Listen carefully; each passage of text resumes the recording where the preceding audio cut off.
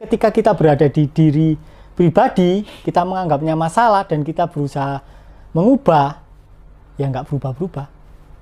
Karena kita berusaha memecahkan sesuatu yang pasti berganti. Kondisi berganti ketika kita berada pada wilayah kesadaran. Ya, tidak perlu melawan tayangan apapun.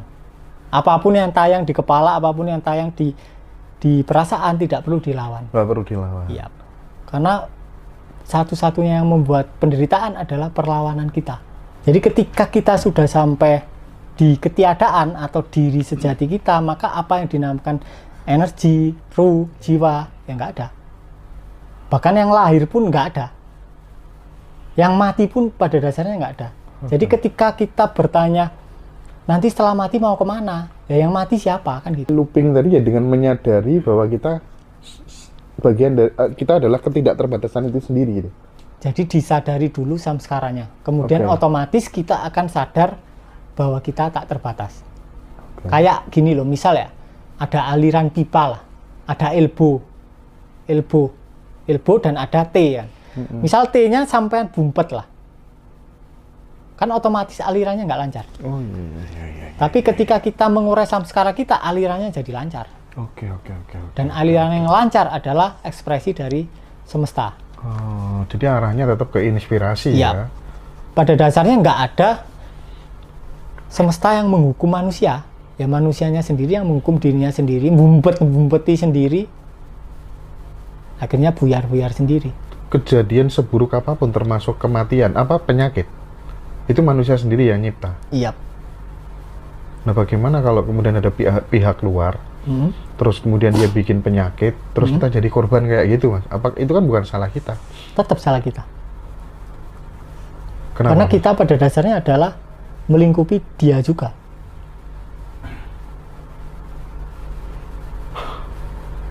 Tetap salah kita? Tetap salah kita. Karena ketika kita nyalakan pihak lain, berarti kita sudah berpindah posisi ke diri yang fiksi. Intinya itu. Tapi ketika kita berada di lautan, ya mau ombak ke 1000 yang salah, ya tetap kita yang salah. Oke. Baik, Mas. Saya bingung. Semalam saya coba selami tentang rasa marah. Tapi masih agak bingung apa yang mesti dilakukan pada rasa atau emosi tersebut. Setelah disadari gimana lagi gitu. Nah, itu. Setelah disadari gimana lagi. Biasanya orang kan karena terbiasa doing, dia bingung mau diapain. Betul. Padahal enggak diapa-apain. Kayak misalnya kita melihat Mas Hendra lah. Ya masa aku mau ngerubah Mas Hendra pakai matanya, kan nggak bisa, nggak mungkin kan. Tapi kan setelah dia menyadari gitu kan, harapannya kalau cerita-ceritanya Mas Riko kan tiba-tiba muncul kedamaian dan muncul inspirasi. Nah salah satu muncul inspirasi itu kan ketika pikiran jernih juga. Kalau pikiran ruwet kan inspirasi nggak bisa keluar. Itu gimana, Mas? Nah masalahnya ketika perasaannya muncul, dia ada keinginan untuk mengubah yang tidak disadari. Akibatnya ya bukan menyadari emosinya, tapi berusaha mengubah emosinya, cuma tekniknya pakai menyadari. Sangat berbeda itu. Jadi kita perlu melepaskan atau menyadari semua usaha yang berkaitan dengan usaha untuk mengubah dan melenyapkan. Karena ketika kita berusaha melenyapkan dan berusaha mengubah, maka di situ kita masuk ke dalam diri fiksi. Oke. Karena layar tidak pernah berusaha mengubah jalan cerita. Layar bioskop. Jadi rasa pencerahan itu seperti halnya misal kita nonton bioskop ya, 2 jam ya. 2 jam itu kita larut ke dalam cerita. Terus setelah 2 jam kita keluar gedung bioskop, kita tahu, oh aku bukan ceritanya gitu. Apakah tokoh yang mati itu berpengaruh ke kita? Ya enggak.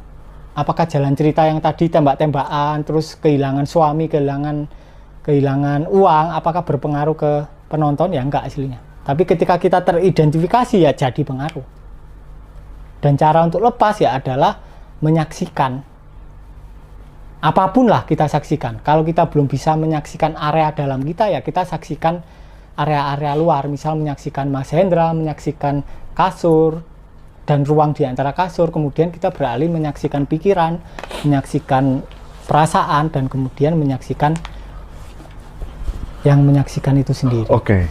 Misal ini ya, misal ada seseorang sekali lagi gitu ya, sekali lagi dia sedang mengalami musibah yang besar di dalam hidupnya gitu ya.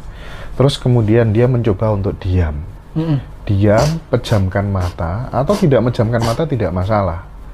Dia mencoba untuk melepaskan diri dari yang namanya pikiran, tidak mikir, dan dia juga nggak merasakan sesuatu gitu ya.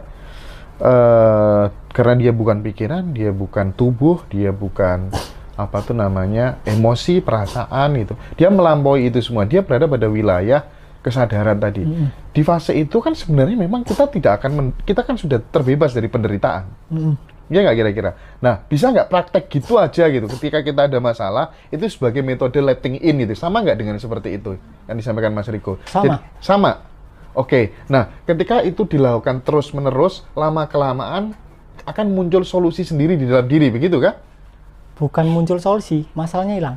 Masalahnya hilang. Masalahnya ya, bahkan kita tidak berusaha menyelesaikan, hilang-hilang sendiri tanpa campur tangan kita. Tapi ketika kita berusaha menyelesaikan malah nggak selesai. Oke, sebentar Mas.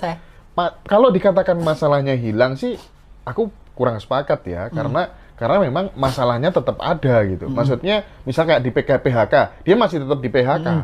Nah, mungkin yang tepat adalah perasaan, galau semuanya tuh hilang semuanya. Nah, tapi untuk orang kan bingungnya kan untuk menuju supaya kemudian ada solusi itu loh. Nah, itu tuh loh kapan gitu loh Mas, harus ngapain lagi setelah kita berada pada wilayah kesadaran tadi. Karena kan dengan begitu kan memang sudah netral semuanya kan Mas, netral, terus nggak ada khawatir, nggak ada apa-apa gitu. Itu biasanya ketika setelah fase itu tuh langsung atau gimana gitu. Nah, yang perlu tak tanya adalah apakah di PHK itu suatu kondisi ataukah suatu masalah? Kondisi kalau di PHK jelas bagi kebanyakan orang masalah. Masalah ketika dia berada di diri pribadi yang bernama, ya kan? Tapi ketika kita berada di ranah kesadaran, ya bukan masalah, cuma kondisi. Dan kondisi pasti berganti. Tapi ketika kita berada di diri pribadi, kita menganggapnya masalah dan kita berusaha mengubah, ya nggak berubah-berubah. Karena kita berusaha memecahkan sesuatu yang pasti berganti. Kondisi berganti ketika kita berada pada wilayah kesadaran. Yap. Oke. Karena ketika kita berusaha mengubah, ya nggak berubah-berubah. Nah ini kan berarti butuh apa namanya ya? Maksudnya ketika kemudian geser menuju kondisi yang baru itu loh Mas. Orang yang kadang nggak ngeh gitu. Jelas-jelas mau naik kereta tapi di dompet nggak ada uang gitu. Terus kemudian kita berada pada wilayah kesadaran gitu kan. Terus menengai gitu ya. Nah itu loh Mas, maksudnya gitu yang teman-teman masih resahnya di situ gitu loh. Ya berarti itu belum sampai di wilayah kesadaran. Karena ada resahnya yang tidak tersadari dan pemikiran yang belum disadari. Yang tanya kapan itu belum disadari. Ketika dia tanya kapan, berarti dia tidak ada di posisi kesadaran. Artinya ketika kemudian seseorang sudah menyadari itu semuanya, resah, tanya sudah nggak ada, itu keajaiban pasti muncul? Pasti muncul. Pasti? Okay. Dan pertanyaannya bisa jadi masih ada, tapi kita ada di belakangnya. Oke. Paham ya teman-teman ya? Aku udah mulai gaduh ini, sitik-sitik. Susah kalau IQ rendah ini ya. Bismillah, saya mau nitip pertanyaan Mas. Saya lagi kena masalah hutang yang tadinya ikut investasi kripto dengan modal hampir 300 juta. Sekarang invest itu nggak tahu gimana lagi, nggak ada kejelasan. Akhirnya saya punya hutang 150 juta, angsuran per bulan 7 juta. Bagaimana biar saya bisa melunasi hutang sedangkan saya hanya IRT yang ngandelin uang dapur dari suami, sedangkan suami saya bukan pekerja tetap yang punya gaji. Terima kasih Mas Riko. Jadi ketika kita punya masalah, kita perlu mengidentifikasi di mana masalah itu muncul. Yang penting hasilnya itu. Ketika kita benar-benar tahu masalahnya muncul di mana, yaitu adalah di samudra ketidakterbatasan. Tapi ketika kita berfokus di masalahnya, ya masalahnya persisten. Intinya itu. Jadi ketika seseorang berkata, aku mau melunasi ini gimana? Aku kan cuma IRT yang mengandalkan gaji suami, kan berarti dia bergerak dari bidang diri fiksi kan. Diri atau otak kiri yang menafsirkan bahwa oh aku cuma IRT, oh aku cuma dapat uang dari suamiku, oh aku cuma wanita bla bla bla. Kan berarti dari konsep kan dia bergeraknya kan. Dari konsep diri kan. Dari ombak kan. Dia pasti udah gagal. Tapi ketika kita bisa menyadari semua pemikiran itu yang muncul, kemudian kita bisa bypass ke belakang, oh aku bukan ini, aku yang ini, ya udah. Kalau aku yang ini yang tidak terbatas, ya caranya tanpa batas. Walaupun secara garis besar diri individunya IRT, pasti ada aja jalan. Jadi ini sebenarnya simple, ya. Tapi karena kita terbiasa ruwet, ya kita mikirinnya dengan cara yang ruwet. Padahal ya gampang. Ini simple banget ya teknik ini. Tapi orang pada pada nggak percaya, mosok mek ngono tok gitu kan ya. Nah itu perlu disadari yang verbalisasi dari mosok ngono tok gitu kan. Jadi tidak perlu melawan tayangan apapun. Apapun yang tayang di kepala, apapun yang tayang di perasaan tidak perlu dilawan. Nggak perlu dilawan. Iya. Karena satu-satunya yang membuat penderitaan adalah perlawanan kita, bukan tayangannya. Iya. Awalnya saya juga ragu sih dengan apa yang disampaikan Mas Riko itu. Karena belum alami sendiri gitu loh. Iya, bener itu yang saya alami Om itu. Harus ngalami sendiri. Kalau udah ngalami tuh enak orang yang cerita kan. Tahu jalannya. Makanya. Nah ini nih, tadi udah dibahas sama Mas Riko ini, ditanyain, roh itu energi atau bukan Mas Riko? Kembali dalam wujud lain lagi ke bumi ataukah menunggu sampai dibangkitkan saat kiamat? Gimana Mas, itu jawabnya Mas? Nah, kalau kita menjawab dari area kesadaran, bahkan energi itu dikatakan tidak ada. Karena yang ada hanya kesadaran, iya kan? Jadi ketika kita sudah sampai di ketiadaan atau diri sejati kita, maka apa yang dinamakan energi, ruh, jiwa, ya nggak ada. Bahkan yang lahir pun nggak ada. Yang mati pun pada dasarnya nggak ada. Jadi ketika kita bertanya, nanti setelah mati mau kemana? Ya yang mati siapa? Kan gitu. Jadi ketika kita benar-benar berada di ketiadaan, kita akan benar-benar tahu bahwa sejak awal tidak ada yang lahir dan tidak ada yang mati. Tubuh kita cuma numpang lewat aja, kayak ombak numpang naik terus turun. Apakah ombaknya lahir terus mati? Ya enggak. Tapi dari sisi ombak dia terlihat lahir dan terlihat mati. Tapi dari sisi kesadaran atau dari sisi lautan ya enggak ada yang mati dan enggak ada yang lahir. Iya. Tapi kalau dari sisi ombak akan terlihat adanya keterpisahan antara ombak 1 dan ombak 2 dan ombak 3 sampai ombak banyak disebut jiwa 1, jiwa 2, jiwa 3, jiwa 4. Konsepnya Mas Riko ini konsep nyerah total kan sebenarnya ya? Iya. Sampun angkat tangan gitu kan. Aduh. Itu kalau untuk orang-orang yang ofensif itu agak repot memang ya. Kalau untuk orang ofensif itu agak repot memang. Tapi semua bisa sebenarnya. Semenjak mengikuti ngaji Roso jadi lebih hati-hati berpikir, merasakan, melihat, pilih musik dan lain-lain. Pertanyaan saya, apakah menyimpan foto di HP? Apakah ada pengaruh energinya? Sama halnya kah dengan mendengar musik? Itu gimana Mas? Ya kalau kita jawab dari area kesadaran ya nggak ada pengaruh. Nggak ada pengaruh ya? Oke. Tapi kalau kita jawab dari area ombak, ya ada pengaruh. Oke. Intinya kita mau dari area laut mau apa ombak gitu. Dari area laut atau ombak gitu aja. Tapi kalau iya. mau hidup lebih mudah ya kita harus laut. Dari laut. Karena dari laut ya nggak ada apa-apa. Berarti kalau dijawab dari area laut Mas, sebenarnya mau nama siapa, dia terlahir di tanggal berapa, jam berapa, kemudian itu sebenarnya nggak perlu merubah tanda-tanda, nggak ada efeknya ya. Kalau dalam wilayah laut ya. Dari wilayah laut. Nggak ada efeknya. Ya? Karena kita sudah lautan. Nggak usah ganti nama berarti. Iya sih, bener. Bagaimana cara ini nggak tahu pertanyaan tepat sama Mas dijawab Mas Riko apa enggak, tapi nggak apa-apa dikasih spill aja. Bagaimana caranya manifestasi doa supaya cepat terkabul Mas Riko? Nah gini, kalau dari area lautan ya sudah terjadi kan? Udah terjadi. Bukan Soal tanya kapan udah kapan terjadi? Ya udah terjadi. Cuma kamu belum sadar aja kalau udah terjadi kan gitu. Cuma kalau dari area kita jawabnya dari area ombak ya tanya, ya kita harus menerka, wah masih lama tergantung kondisi psikologisnya kan. Iya. Kamu masih banyak trauma gitu ya tunggu bentar lah sampai bersih kan gitu kan. Tapi kalau dari area laut ya udah terjadi. Waduh, beruntung banget bisa ketemu Mas Riko. Ya teman-teman, nanti ini